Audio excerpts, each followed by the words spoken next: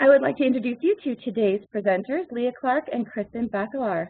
Kristen has an MA in Organizational Psychology from Columbia University with a focus on group dynamics and executive coaching. As an instructional designer and senior consultant, with Blessing White, she's been studying human behavior in the workplace for several years and has actively developed and created custom learning solutions for clients. Kristen is adept to understanding a company's culture, uncovering their true business challenges, and identifying appropriate training solutions that help drive performance and impact the business. Leah leads strategy and planning for Blessing White, focusing on bringing new products to market and enhancing the participant experience. She works with clients to understand their leadership and engagement challenges and consult with them on creative solutions. She has an MA in Organizational Psychology from Columbia University and a degree in English and Sociology from Boston College. She is also a certified professional coach and Myers-Briggs practitioner. So without further ado, Leah, I will make you presenter and you guys can take it away.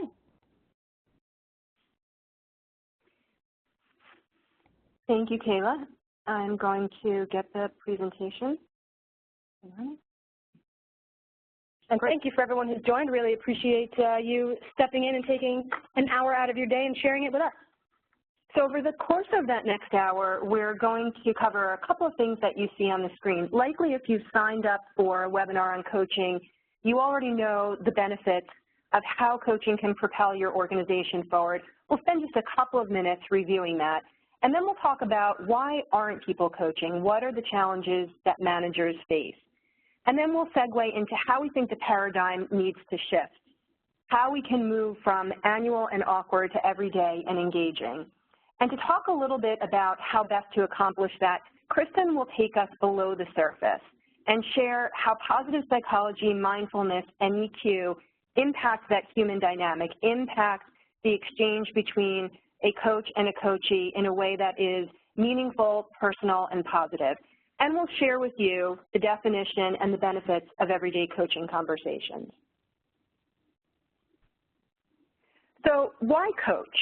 The obvious answer is that we know that companies that coach are more successful. Research from the International Coach Federation revealed that organizations with a strong coaching culture have higher employee engagement. They also report higher revenue growth. In fact, 63% report being above their industry peer group in 2014 revenue, compared to 45% of organizations without coaching when that question was asked just a little over a year ago. And organizations report higher engagement levels for high pos with access to coaching, so it impacts the retention of some of your most critical resources. In addition to the value shown in the research, we also know that the workforce is changing and that 5 generations now make up that workforce. Millennials and others want feedback.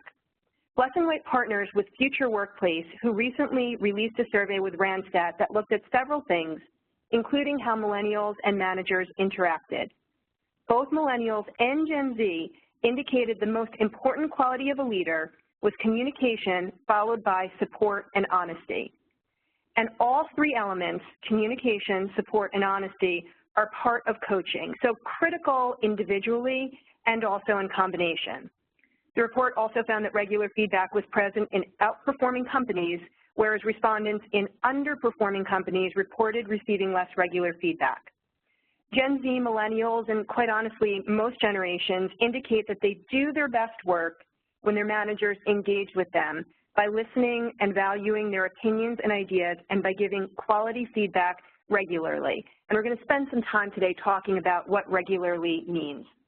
And then finally, as organizations increasingly move towards eliminating traditional performance management review processes, coaching skills are increasingly necessary as a way to inspire and motivate in a way that traditional performance reviews simply fail to do. So where does all of this information leave us? Employees want coaching and feedback, and they want it regularly. The benefits are clear: retention and engagement. And there's another dynamic taking place across organizations big and small. Many of you have probably experienced this, the elimination of the formal annual performance review process. And it's because that process no longer serves a critical purpose. Typically, those discussions have been a look back. They happen infrequently. They aren't helpful in moving the organization forward on a daily basis. And so we'll spend some time a little later in the hour talking about how you can change that paradigm and shift to conversations that are much more productive, much more regular, much more impactful. And then finally, what we hear at Blessing Weight so often from our clients is that we want to develop a coaching culture. But what exactly does that mean?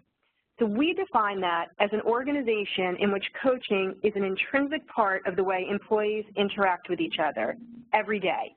An organization in which coaching is part of the fabric of organizational interaction. And we'll spend some time talking about how to make that a reality as we move forward.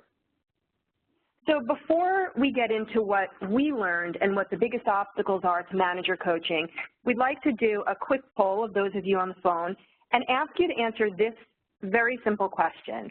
What do you think are the biggest obstacles to managers coaching?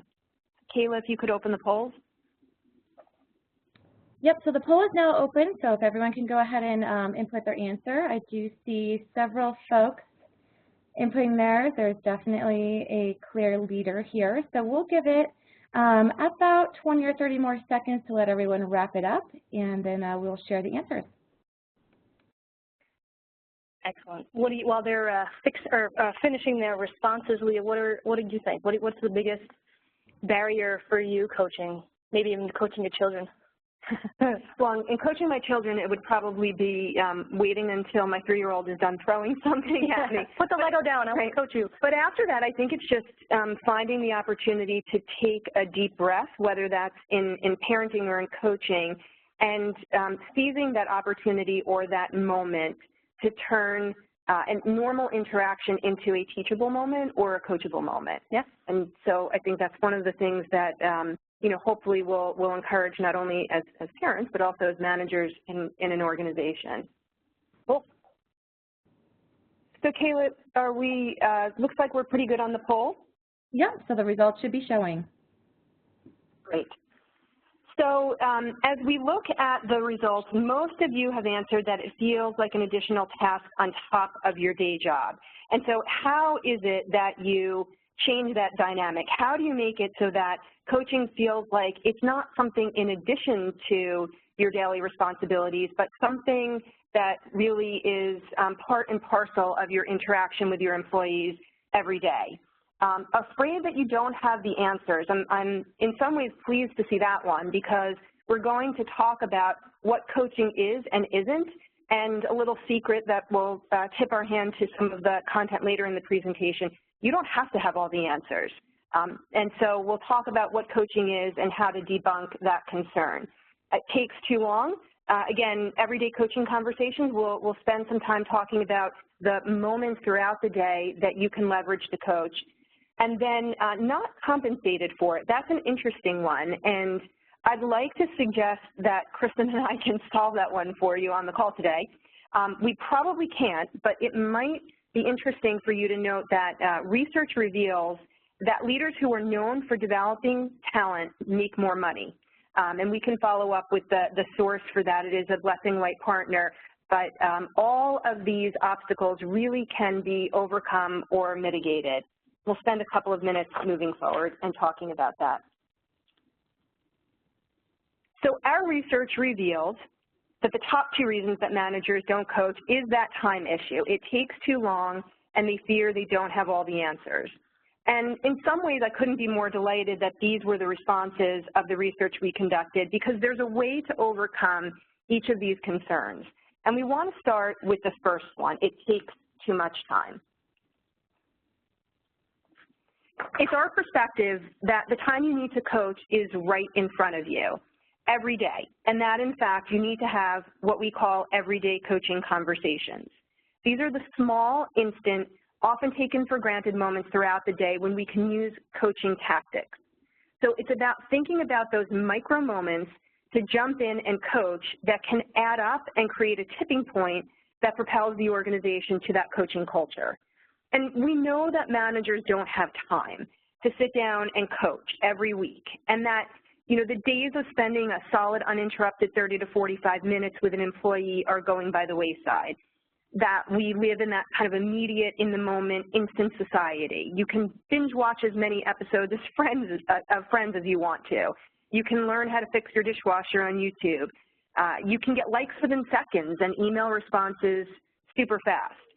And so coaching is no different. What we're saying is don't wait until there is perfection in your approach. Don't wait for that once a year or weekly event. Get in and practice. Get in there, do it quickly, adjust, do it again regularly, every day and often. So the second factor that prevents managers from coaching regularly is that concern about not having the answers. And in fact, our poll just a couple of minutes ago showed that as a pretty strong concern. And here's the great thing about debunking that concern, which is that as a coach, you don't need to have all of the answers. Your job, in fact, is to listen, ask questions, and help your employees find their own path to success. To be clear, there is overlap in training, feedback, advice, and coaching. And there are moments in coaching where it's appropriate to provide feedback. So for example, as a way to explore what might be going on with an employee. And as you work through possible solutions or actions, you may share a piece of advice. But here's the thing, the context is key. The way in which you provide that feedback or advice as a prompt to supporting the employee's exploration of their own path is what makes the difference. Leah, that sounds good in theory, but help us understand what that would look like in real life. Thinking about a manager managing and coaching their employees, how would that come to life? Sure. Maybe an example will illustrate the point. You may, for example, notice that your employee is struggling to hold a group's attention during the presentation. In the moment after the presentation, in that micro moment, you could say something like, I noticed there was a lot of silence for a long stretch of time as you spoke. What was happening for you at that point? And in doing so, you started there with some feedback. What you've just given them is some feedback. But the key point is then you ask a question to get their perspective, and in doing so, you're very quickly on your way to coaching. And one other key point that we'd like to make clear as we talk about everyday coaching is that these discussions are forward-looking. They're about what is possible. So even in that previous example I gave, when it starts with feedback, the maneuver that we're suggesting is that the conversation rapidly redirects towards the future. These are also the aims of the kind of coaching that we're advocating, a strengths-based approach that encourages individuals to see possibilities, expand their view, encourage them to uncover choices and actions that are right for them, not for the manager, but for them. And we believe that if leaders coach from this stance, individuals will be encouraged and motivated in a way that they previously may not have been. And this is part of that paradigm shift that we mentioned earlier in the presentation that Kristen will talk about in just a few moments. But before we get to that, I wanted to stop and check in another time with those of you on the phone and ask another quick poll question. And the question is a simple one, which is how many of you are changing your formal annual performance appraisal process? Okay, the poll is now open. So folks on the line, if you can go ahead and input your answers quickly, we will let this run for about another 30 seconds or so and then wrap it up and share the answers. Kristen, this may be a bit of a loaded question, but I'll ask it since we're on the topic. When I say formal annual performance review process, what is the first word that comes to your mind? Ooh, does it have to be a word or could it be a sound effect? I would prefer a word, not a gesture or a sound effect. I guess I would say non-factor. So say more.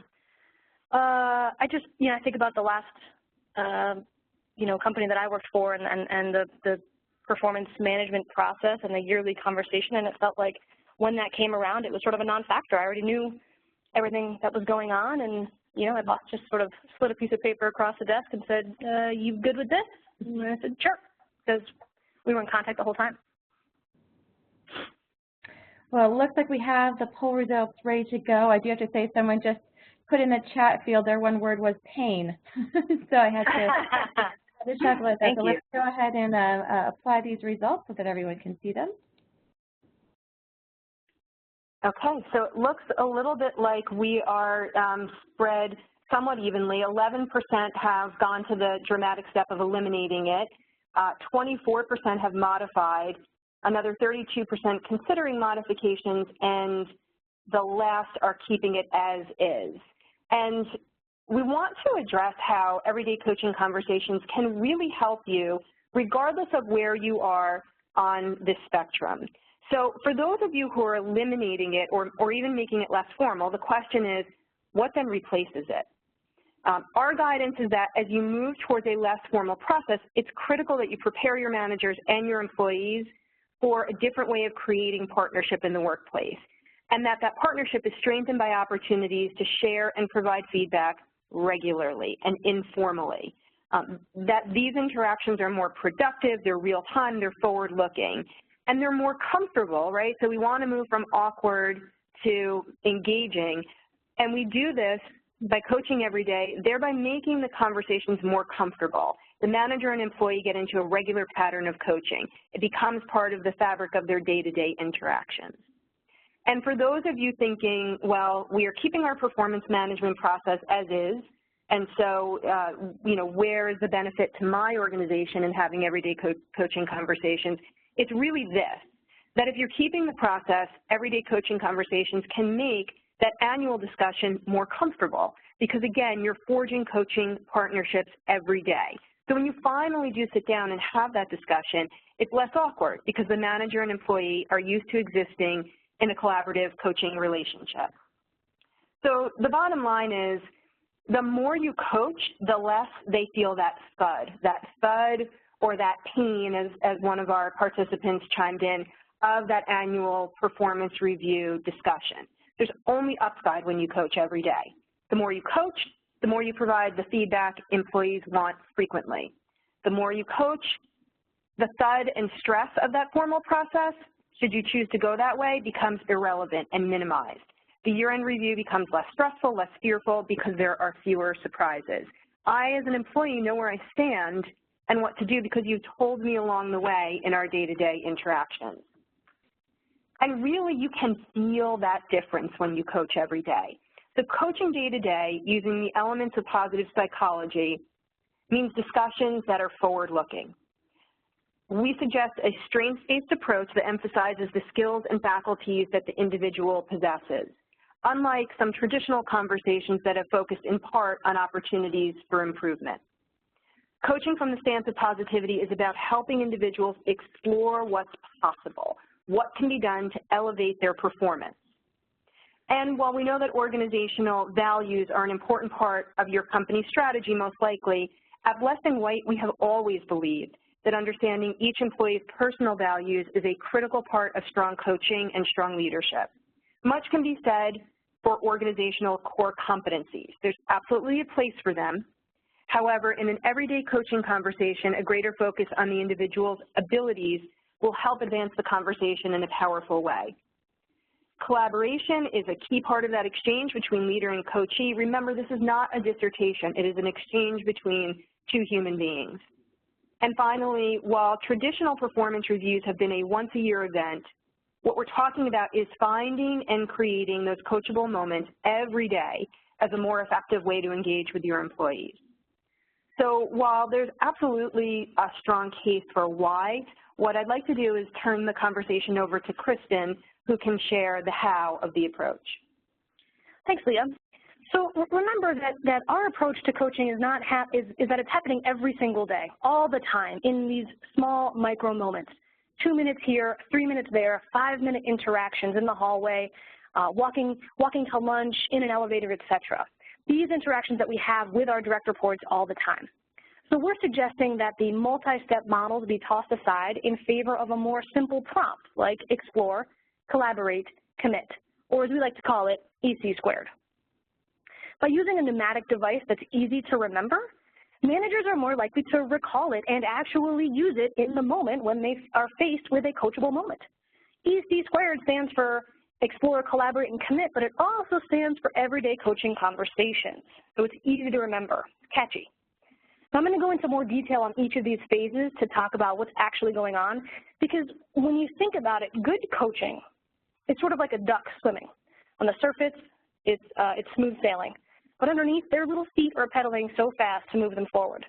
And a good coaching interaction is going to seem effortless, but inside we're pedaling with mindfulness, EQ, and positive psychology.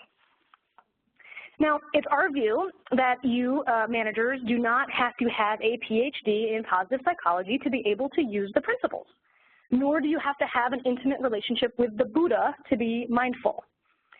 In fact, we think managers can begin flexing those muscles right away by coaching, and we've built in those principles into our approach. So let's take a deeper dive. Let's go below the surface.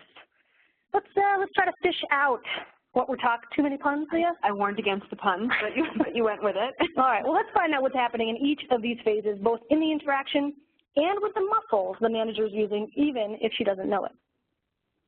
In the explore phase, we are really trying to understand the other person's reality. What are they experiencing? What's going on for them? What do they believe to be true? Let's try to understand it from their point of view, not from ours. In order to do this, we're flexing the mindfulness muscles. In the 2 or 3 minute interactions, we're asking managers to be truly mindful and stay present to the conversation. By using mindfulness, we can start to begin to understand their reality. We can notice their words, their tone of voice, their body language, their emotions, and what they're not saying, which is often more telling than what they are. In addition to mindfulness, we're also using emotional intelligence here. By listening intently, recognizing the emotions we hear and see, we're using EQ. And bonus points for the manager who can also recognize their own emotions and use them to move the employee forward. Again, it's our belief that you can use mindfulness and you can use EQ intuitively and naturally without necessarily being trained formally in those concepts. In fact, I remember two jobs ago, I being super excited about an idea that I had at my last company. I was walking on clouds, and I just wanted some guidance from my boss on how to move this idea forward. So I knocked on his door, and he said, "Come on in." And I explicitly said to him, "I just need your ear for 3 minutes." And he said, "Okay, go ahead."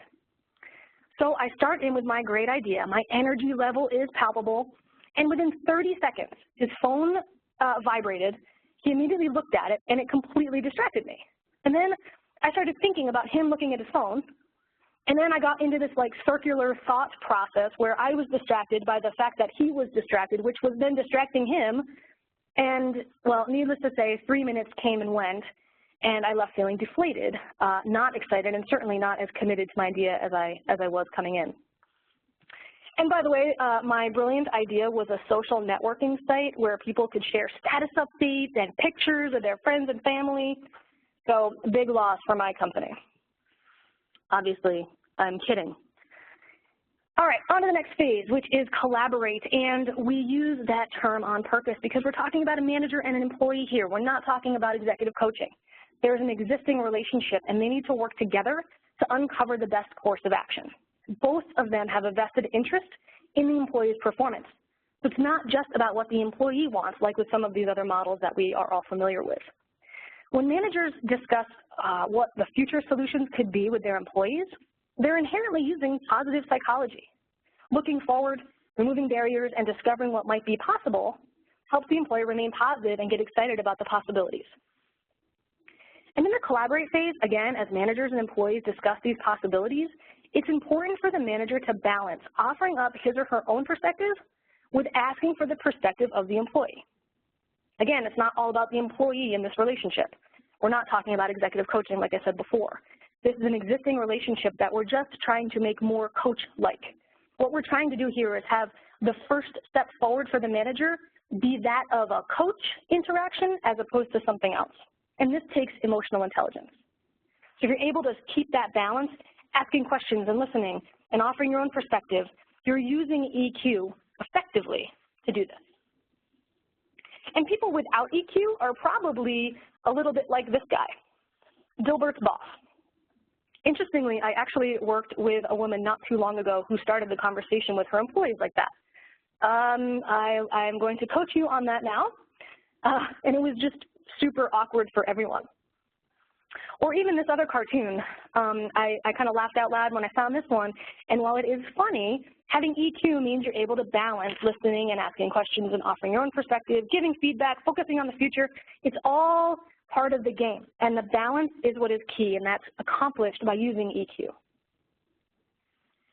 In the final phase of our prompt, we're talking about taking action. When that action becomes real and the employees are committed to it, they are automatically reducing negativity and increasing well-being. This is positive psychology. And in addition, from a neuroscience perspective, when we get to this phase with employees, they actually get a boost of energy physically in their bodies. And as we also know in effective coaching, when we help employees come to their own commitment, we're going to increase their resiliency to similar problems in the future. In committing to the details of the action, we're envisioning, and in some cases practicing, a positive outcome, which prepares the employee for future challenges. Again, this is positive psychology, even if we're not conscious of it.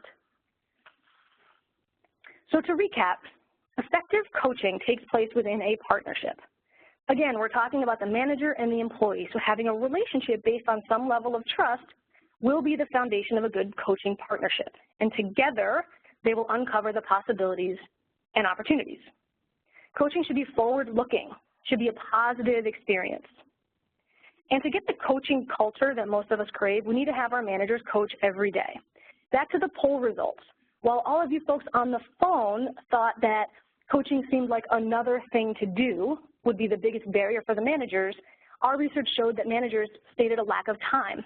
One could argue that those things are actually quite similar. And in our approach, we're talking about leveraging the 2 minutes here, the 3 minutes there, the 5 minutes we have, walking down the hallway, in the elevator, on the way to the parking lot, standing in line at lunch, in between meetings, before a meeting, after the meeting. There are so many opportunities when we think about it to coach others. And if we can start to leverage those tiny little micro moments, that is when we start to build the coaching culture that we want. And then is when coaching becomes part of the fabric of your organization. And that is when it becomes the way in which things are done, not another thing to do. And when we have that true coaching culture, we'll move coaching conversations from awkward to energizing. Now, we have left quite a bit of time here, somewhat intentionally, somewhat unintentionally, if I'm being candid, for questions. So we'd love to hear from all of you on the phone. I think we've got a few coming in through the Q&A section. So let's hear from you. What questions do you have for us? And let's see if we can answer them. Awesome. We certainly do have the questions coming in, so it's probably a good thing that intentionally or unintentionally there are a few extra minutes. So first of all, though, I do want to say thank you to Leah and Kristen for that great and insightful presentation. Because we have some time left, just as a reminder, if you have a question, it doesn't even have to be a question. It could just be a thought to provoke some more conversation. Be sure to enter it into the Q&A module at this time. Obviously, this is a lot to discuss in a short amount of time, so we do encourage you to continue the conversation with our presenters beyond today's session. Leah or Kristen, if you want to advance to slide one slide, I know that the link to the website is there, and then we will also be sharing their contact info and ways to continue to engage with them when we send that follow-up email. And so just as that prompts me to that reminder that we will be sending a follow-up email, and this will include a link to a follow-up blog post where we'll be addressing key takeaways from today, and the recording and slides from today will also be sent to the email address that you provided. So without further ado, we'll jump right into those questions. Give me just a second to pull some of these up. Okay, so you mentioned that you aren't suggesting a model, but more of a prompt. Why is that, and what is the difference? Yeah, great question. You know, one of the statements that we've thrown around here is that models belong on a shelf, and prompts are something that you use every day. And that's kind of our philosophy, that by using something that not only is catchy enough for managers to recall and remember, but something that is short enough for them to actually be able to use in just a couple of minutes, they're more likely to use it. And, you know, I've been studying managers for quite a long time, and while coaching models are really effective for a lot of reasons, when we look at the manager-employee relationship, using a coaching model makes it all about the employee. And I think in the real world, it's not. The manager has just as much interest and invested in the employee and his or her performance as the employee, him or herself. I think it's also important to note, and we got a question somewhat along this line, that everyday coaching conversations and using a prompt is probably best suited for managers and an organization that already have some baseline coaching capabilities. So if you already have trusting relationships, if you have some skills already in the area of coaching, then moving to a prompt, faster, shorter, get in, get out, and coach, that type of maneuver is more appropriate for you organizationally. Good point. So do you really think that managers can have a useful conversation with their employees in just 2 or 3 minutes? Absolutely. Yeah, I mean, look, the reality is and I think, Leah, you said this earlier in the presentation, I mean, the days of having 30 minutes set aside for each of our employees or 45 minutes, those days are over. We just don't have that. It's not the way our workplaces or our worlds function anymore, for better or for worse. So what we have to leverage is 2 or 3 minutes. And if we can have an interaction that leaves our employee feeling a little bit more energized than when they came in, that is success. If we can have an interaction where we ask one thought-provoking question where they have to go back and really reflect and think about it, that's success. And we can absolutely do that in 2 or 3 minutes. And I would actually challenge everyone on the phone to try it. Try it with your spouse. Try it with your friend. Take a minute or 2, literally, and just ask a question that is open-ended and you know, lifts any reality parameters. Hey, what would you do if you had $1 million tomorrow? You could have a really interesting conversation in 1.5 minutes. Challenge accepted. Okay. More questions are coming in. So, okay, this is a good question. It's kind of a 2-part question here. In a coaching culture, is the coaching documented? And if you're not documenting it, how does it stay front of mind from the perspective of rewarding top performers? So I don't think documenting is critical to establishing a coaching culture. Our perspective is that, again, a coaching culture is created by all of these micro coaching interactions that collectively create this tipping point where coaching becomes an intrinsic part of the way managers interact. I mean, while you aren't documenting, there certainly is that commit part of the coaching conversation where you are ensuring that, you know, you're asking the individual what specifically they're going to do to implement the action that they've outlined. So it might not be a formal, you know, paper to pen documentation, but to be very clear, one of the things that distinguishes coaching is that that request for accountability, that accountability factor. What are you going to do? When are you going to do that? And that's very present in the kinds of conversations that we're suggesting here. So it might not be a formal pen to paper documentation, but in that last component where you're asking people to commit and be accountable, you're most definitely taking steps to ensure that the follow-up takes place. And I would just add that, you know, one of the things that we try to do here at Blessing White is that we try to think of things from the learner's perspective, from, in this case, the manager's perspective. Realistically, what are they willing and able to do? And if we make coaching something that they need to document, we've then lost the opportunity. We've made it another thing that they have to do as opposed to the way in which things get done. Coaching cultures, which, by the way, is a really hard thing to say. Yeah. But they don't happen overnight, right? We're trying to think about how we can take advantage of 2 minutes, 3 minutes, 5 minutes here and there and everywhere. That happens over time. But if we force them to document it, we've made it formal. We've now put an additional expectation on our managers that probably is going to produce the proverbial eye roll. No, those are definitely good points, and thanks for calling out my inability to see coaching culture. So I've got it now. We're good.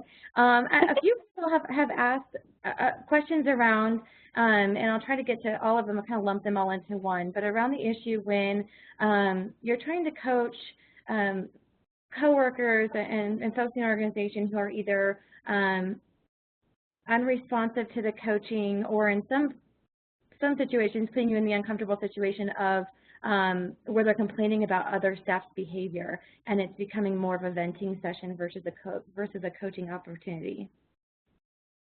Yeah, interesting. I think there's two things that come to mind for me, and Leah, I'll let you jump in after I take the stage. The first thing is, when you only have 2 minutes or 3 minutes or 5 minutes, you have to have some emotional intelligence to know if it's an appropriate time and subject, right? These interactions tend to take place in public, in casual circumstances. If after 2 minutes of talking you realize this is an emotionally charged issue, it's probably best to set up some formal time. If you realize very quickly that, wow, I thought we were talking about the XYZ report, and turns out we're really talking about some coworkers or some bandwidth or some capacity issues, that's probably important enough for a separate scheduled conversation. So I'm not here suggesting that you can have, really sensitive, intimate, emotionally charged conversations in 2 or 3 minutes. I'm talking about everyday coachable moments, right? And so knowing the difference, I think, is part of that.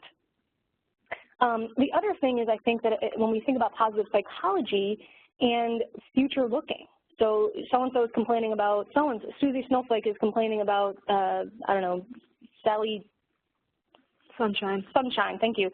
Okay, so what's the coachable moment, right? Is it listening? Is it just letting her vent? Is it what would it look like if this wasn't a problem? What would Sally be doing if she was the perfect coworker? I mean, there are ways in which we can think about coachable moments. We can also make sure that we're focusing on what that person can control. So if Susie Snowflake is the one who is doing the complaining, let's try to figure out what role Susie's playing in this dynamic, and that's what she can control. Again, if it turns into a sensitive colleague versus colleague issue, it's not best for an elevator ride to the parking lot. Yeah, I think that you said that perfectly. Again, it's being able to use some of those muscles that we've talked about of EQ, for example, recognizing that that moment is one that needs to be deferred, and then, circling back and addressing it in a more appropriate context. Great. Now, the next question is on how do you get those who are not naturally inclined to coaching to adjust their mindset to everyday coaching? If you want a coaching culture, how do you get everybody, make everyone successful at it? Yeah, so I think a couple ways. So first of all, acknowledging that it could be clunky at first. I mean, just like we've used the sort of the metaphor of flexing the muscles that you might not know you have. So again, in the course that we've created and in our point of view, we're not teaching mindfulness, we're not teaching positive psychology, we're teaching the behaviors that use positive psychology. So we're not actually bringing that up so much with the managers as much as we're teaching them what sorts of questions to ask and how to ask them. I think it will be clunky at first, and to acknowledge that with our managers, I think is okay. They're going to have to practice and fail and practice again and keep going. And the more they do it, just like lifting weights or anything else, the better they'll become at it. The other thing is, if they're not already bought into the benefits, making them feel the benefits is probably a really good way to do that. So what we often do is have them get coached and feel what it feels like, and to coach effectively and see the difference and feel the difference. So actually having the experience to fall back on and say, okay, this works. This coaching stuff is real. I think that all those things can help. Yeah, and I think also, as I mentioned earlier, this approach does presume some level of strong relationships and trust that the manager, likely has established with employees that gives them a little bit of a launching point or a foundation to then move into coaching another employee. And we are suggesting, practice. Get in there and do it often. You may not do it perfectly, but you have another opportunity the next time, that coachable moment arises the next day or at the end of the next meeting to test those skills again and to, continue to get better each time you do it. And certainly if you do it every day, you're going to get better. You're going to get more confidence than if you only do it once a year in that annual discussion or in those formal, awkward circumstances. So we do give a little bit of permission for that coaching to be clunky, but to encourage individuals to practice it and practice it every day. And much like when you exercise, you get stronger and better with each passing opportunity that you're flexing those muscles. I'm sure learning by example too. I love this one person just posted, coaching can be contagious, and so I think that's great too, from leading by example as well. So Kristen, I'm going to put you on the spot here for a second. You gave some wonderful examples of the impact of effective and ineffective coaching based on the impact as an employee, but do you have any real examples of how you successfully use this approach as a manager or a leader?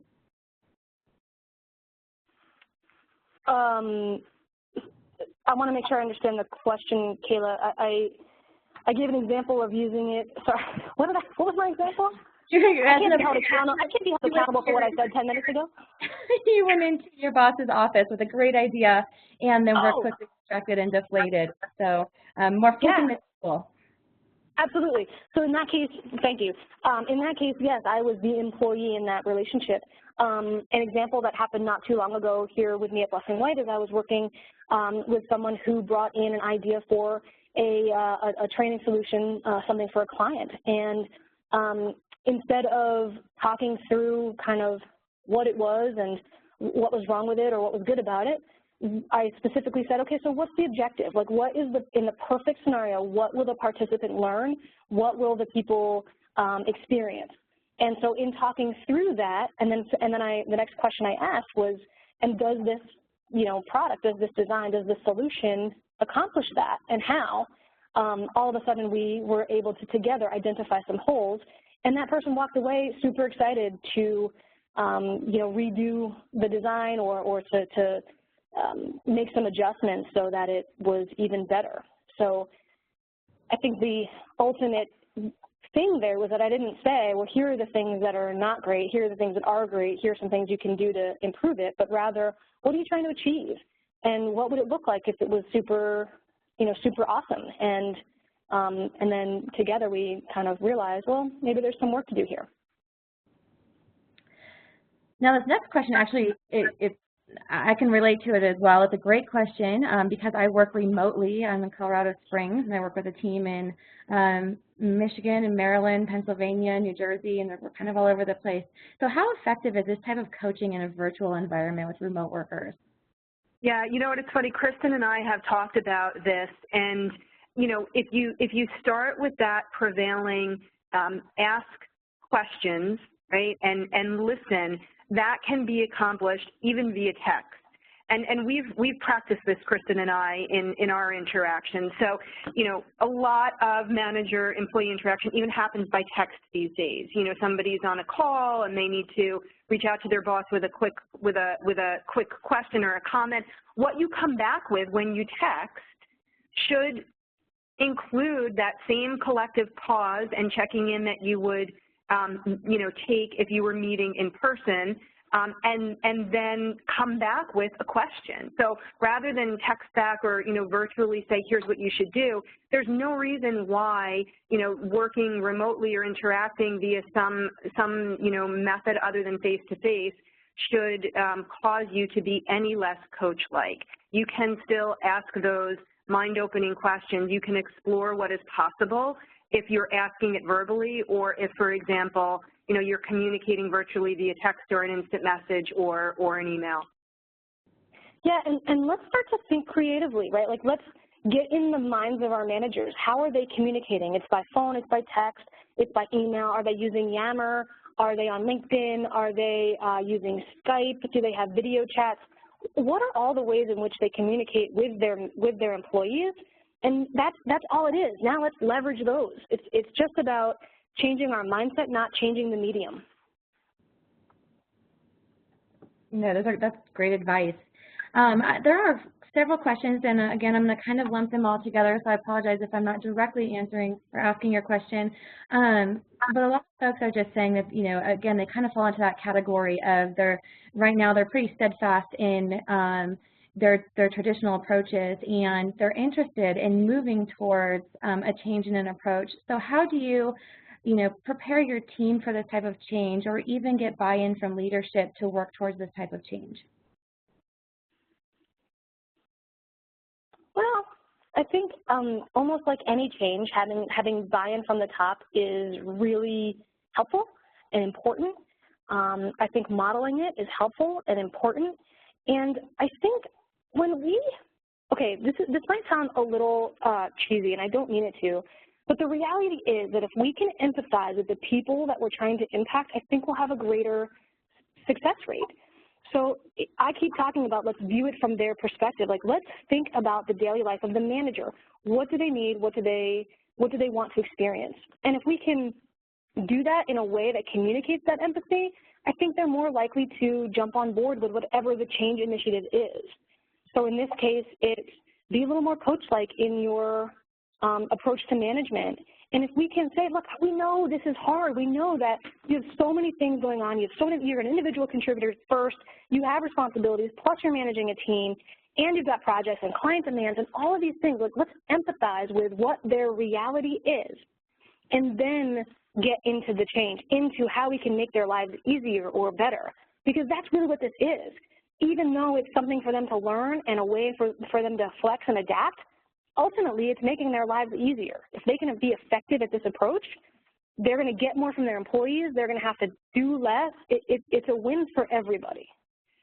I also think there's something in the questions that I'm picking up on that are around this bit of resistance from employees and stubbornness, if I could use that word, to coaching. And, how do you get them there if they're just not answering your fantastic mind-opening questions? And I think, again, we have to go back to a lot of what we've talked about, using the muscles of EQ and mindfulness and really tuning into what's happening with that employee. And that may mean that you stay on Explore for a little while. The goal is not to quickly move through the paces of Explore, Collaborate, and Commit. If there is resistance in an employee, use your EQ and recognize that I need to stay with them and explore what's going on for them. There's something more happening here that's perhaps behind their resistance. And make sure you've fully played out that exploration before you get them to move to Collaborate and Commit. So again, it's not move quickly through the paces. If you get that resistance, spend time in that Explore phase, understand where they're coming from before you attempt to then move with them together towards Collaborate and Commit. So I'm going to jump into the next question. This one is around, do you suggest that the managers or coaches also prompt team members or peers to give them feedback in those, 3-minute conversations, or as a manager doing all the coaching, should that person aim for kind of that two-way coaching culture? Absolutely. Yep, 100%. And I think we've emphasized that it's an exchange, and so it should absolutely be, an opportunity for the employee to give as much as they get from the exchange with the manager. So in setting all of this up and moving towards a coaching culture, what type of education is going to be needed, and more specific examples of what's needed for next steps? Well, I think giving the managers some room to practice, giving the managers some freedom to fail in a safe place, giving these managers and employees, really anybody, I think. I mean, we're focused on the manager-employee relationship, but it's not like you can't use these concepts with other people. But giving them the room to practice, room to play with the concepts, and again, our approach is to teach the behaviors that lead to the results we want, as opposed to the concepts that lead to the behaviors. So we're not teaching positive psychology, we're not teaching EQ, but we're teaching them to recognize those times, those little moments when you feel like what someone said was a little bit different than what your instinct was that they meant. That's EQ. We're not teaching EQ, we're teaching that, right? We're not teaching positive psychology, but we're teaching how to ask these questions that open up the space for really creative and thoughtful and reflective responses. So I think that contributes. So then moving into, and actually quite a few comments came back, and I'm going back to the whole remote workforce conversation, and because when you were talking about it, a few comments came up around the difficulty of trying to read body language and tone via instant message and text message. I don't know if you have any advice or thoughts around that. Yeah, I do actually. Name it. So let's say you're doing a Skype chat or a link or a Yammer or something like that, and just say, I'm having trouble, reading your tone via text. Are you okay with this? Or I can't tell if that was sarcasm or if you're true or if it was honesty or whatever that was. Just name it. Ask the question. I think that actually builds the relationship. I definitely. Yep. So this next question, we're talking a lot about taking those, like using those prompts and those cues, those opportunities to have those quick conversations. Now, are there any examples of times where you definitely, it maybe wouldn't be a good time? I know it sounds obvious, but this person's example is it's lunchtime, you're in the lunch line. Is that even the correct place to coach? Isn't that sometimes the place to get away from it all? Yeah, so I think, again, you have to kind of tune into those muscles that you have of, mindfulness and EQ. You also need to, and we didn't touch upon this, but it's important to understand your employees' values and to, always kind of keep that in the back of your mind when you're coaching them. So, for example, I'm a working mom. At the end of the day, I'm on my way to the car. I know what I need to do to get home to my children. That's not a really good time to coach me because, the value that I place on getting home to be with them is high. My manager knows this because we have a pre-established relationship. That's not going to be the ideal opportunity to coach me. So this does presuppose that you have, a relationship with your employees, some level of trust, and we also focus on, knowing the values of your employees and factoring them in when you choose those coachable moments. And I think knowing the topic is important too, right? You're not going to do a career coaching conversation standing in the lunch line, or you're not going to have a real, strong feedback about something that was really, not great. Maybe it's just, what's the biggest challenge you faced this week, and then maybe you laugh about it, but you keep that stored in your brain as the manager to maybe revisit at some point down the line. Making it a little more casual and informal, I think, is a great way to build rapport, build the relationship, and move the employee, the manager, and the relationship and the organization forward. I'm sure we all know the answer to this because they're all we keep coming back to flexing those muscles. But again, another question that's come up is around how would the coach necessarily know if the coaching is being successful or being received in the way that they think that they're giving it, and I'm assuming it's probably just to ask, but I'd like to hear your thoughts on that. I think a key indicator is the follow-through on the commitment. So if I had a really excellent, what I thought was everyday coaching conversation, there was a commitment made, and then it just sort of evaporates and there's no follow-up, I'd have to evaluate that conversation differently. So I think a key indicator of success or lack of success would be follow-through on the commitment. And I think you can follow through on any insights or the relationship as well. You're walking down the hall and you see John and say, hey, John, by the way, that conversation we had yesterday, how is XYZ going? Or did you ever resolve that with Susie Snowflake or whatever that is? You can always follow up like that, which serves multiple purposes, the least of which is moving forward on the commitment. And I'm hesitant to say, again, EQ and mindfulness because we've said it so much, but, you kind of know, I want to say intuitively, but more when you're using, your EQ, you know when something hasn't gone well. Again, we talked about tone, we talked about body language. These are the cues that, you should be paying attention to. And in fact, I think most people are. Most managers are. Whether they are conscious of it or not, they're noticing body language, they're picking up on tone. It's then doing something about it when you notice that it happens. We have so many questions coming in. I just don't think we're going to be able to get to them all today. But what I'm going to do is we're going to probably hit maybe 2 more questions. I'm trying to filter through these as quickly as possible and catch the high level ones. But if we don't happen to be able to get your question, definitely still keep them coming into the Q&A module, because I think this is a great discussion for us to continue with Kristen and Leah. And what we'll do is address the ones that we did not get to in that follow-up blog post. There have been a lot of questions around specific examples, examples on questions to ask, examples on prompts to identify with, and maybe we'll include that in that blog post so we make sure that we have a cohesive list here. And so I'm going to go to the next question. Using the EC squared approach, do managers need to state the purpose of this everyday coachable moment before they kind of start exploring into the conversation? No.